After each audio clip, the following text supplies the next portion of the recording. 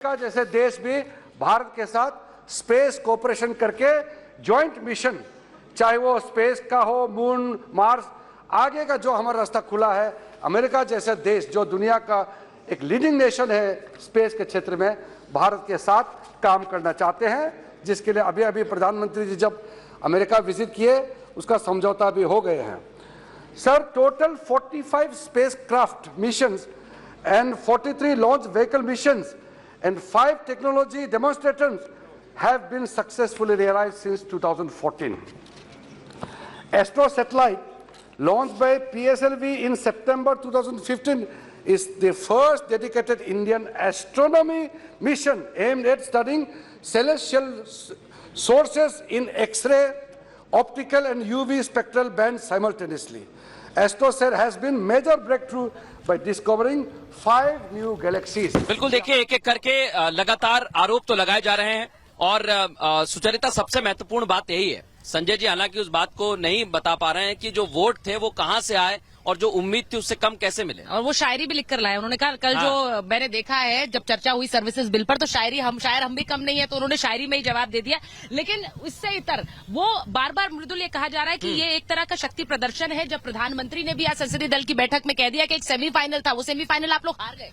नहीं, लेकिन सेमीफाइनल हारना जीतना विषय ही नहीं है। विषय है कि महिलाओं के साथ कौन क्यों नहीं है सर? इतनी बार जा जाके अरविंद केजरीवाल जी ने कहा कि ये एक तरह का सेमीफाइनल होगा, एक तरह का सेमीफाइनल होगा। आपके नेता से भी मिले तभी ये कहा था प्रेस कॉन्फ्रेंस। 11 बार। मैं आपको बहुत जिम्मेदारी से कहना चाहता हूं, हम लोग इस देश की आधी आबादी 50% के लोगों की लड़ाई लड़ते हुए रहे। ये देश की बेटियों की लड़ाई को लड़ने का सवाल था, ये देश की अस्मिता को बचाने की लड़ाई था। ये इंडिया जीत गया, ये पूरे भारतवर्ष की जीत हुई। सवाल तो यही था कि भाई लड़कियों की आवाज उठानी थी, मणिपुर की आवाज उठानी थी। वहां पर किन किन मुद्दों पर बात हुई? मणिपुर कहाँ लुप्त हो गया?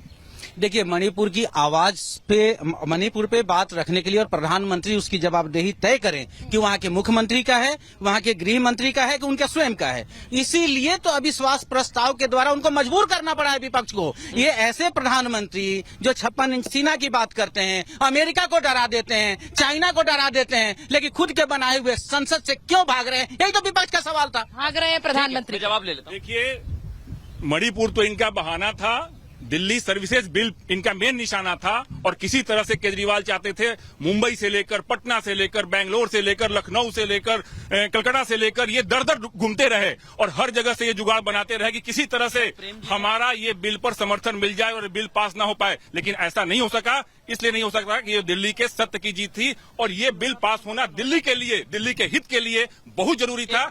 और ये सेमीफाइनल हार चुके हैं और 2024 में भी हारेंगे। ये विखंडित इंडिया का मैं आ रहा हूं आपके पास। ये हारेंगे। सुचरिता, हाँ, कुछ कह रहे हैं? दिखा देते ईडी सीबीआई ये आरोप बार ईडी सीबीआई वाला, हेमंत सोरेन की खबर आई है, उसके बाद ईडी सीबीआई वाला आरोप एक बार फिर से उठ गया है। और शायद हो सकता है कि अविश्वास प्रस्ताव के दौरान कहीं उसकी चर्चा तो नहीं होगी, क्योंकि हेमंत सोरेन है, मुख्यमंत्री है झारखंड के। ये जितने भी मामले हैं, चाहे वो सीबीआई के पास हो या ईडी के पास हो, वो कोई मामला ऐसा नहीं कि आज 1 महीने, 2 महीने, 6 महीने का मामला है। ये इन लोगों ने, चाहे वो हेमंत सोरेन के खिलाफ मामला चल रहा हो या जो भी ऐसे आरोपी हैं जिनके खिलाफ मामला चल रहा है, वो कई वर्षों से मामला चल रहा है।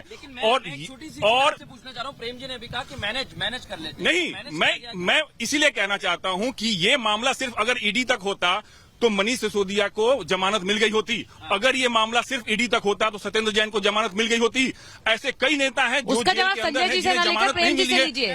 1,000 करोड़ से ज्यादा कैश जमानत की ईडी ने कैसे किए हैं? एक छोटा जवाब, फिर उसके बाद में जा रहा हूं। देखिए, मनीष सिसोदिया को वाकई जमानत मिल गई होती, वो तो मुख्यमंत्री भी बन जाते। अगर अजित पवार बनने के लिए वो तैयार हो जाते, मुख्यमंत्री होते दिल्ली के। अगर हेमंत सोरेन पर भी वही दबाव है, वो छोड़ के बीजेपी के साथ सरकार। प्रेम जी, सुचरिता बार बार कह रहे हैं कि मैनेज करना पड़ेगा, मैनेज आना चाहिए, कैसे करना है? जो बात अभी प्रेम जी ने कही है, भुवन जी आप बोलना चाह रहे हैं, मुझे बताइए कि अब ये 2024 की राह आप लोगों के लिए कितनी आसान है, कितनी मुश्किल है? क्योंकि अविश्वास प्रस्ताव पे एक संदेश जरूर जाएगा, और वो संदेश ये जाएगा कि आप लोगों ने बहुत कोशिश की, नंबर आपके पास है नहीं, लेकिन अभी संदेश क्या चाह रहे हैं आप इस अविश्वास प्रस्ताव के जरिए? बहुत जिम्मेदारी से आपसे कहना चाहता हूं सुचारिता जी, देश की जो महिलाएं हैं, आधी आबादी है, उन्होंने मन बना लिया कि इंडिया में ही देश की महिलाओं का हित है और निश्चित तौर पे जो मातृ शक्ति है वो निश्चित तौर पे इंडिया के साथ है। और आप देखिएगा जिन मुद्दों पर आज हम लोग लड़ाई लड़ने का काम कर रहे हैं, इनका मैनिफेस्टो उठा लीजिए। आप 2 करोड़ नौकरी की बात करके आए थे, वो कहाँ चली गई? आप बताइए, काले धन की बात करने आए, वो कहाँ चली गई? आप किसानों के आए मैं आपके पास लौट रहा हूं। इस बीच एक बड़ी खबर मिल रही है हमें, मुरादाबाद दंगा रिपोर्ट यूपी विधानसभा में पेश की गई है। दर्शकों को ये बड़ी खबर बता दें, वहां भी सदन की कार्यवाही चल रही है। रिपोर्ट में कहा गया कि मुस्लिम लीग के कारण दंगा हुआ और 1980 में यूपी के मुरादाबाद में ये हिंसा हुई थी और इसमें मुस्लिम लीग का नाम सामने आया। सुचरिता, बड़ी बात। देखिए, ये अब अविश्वास प्रस्ताव पर चर्चा जारी रहेगी। जैसा हम आपको लगातार संसद से भी तस्वीरें दिखा रहे हैं, सुना भी रहे हैं, वहां पर जैसे जैसे वक्ता अपनी बात रख रहे हैं,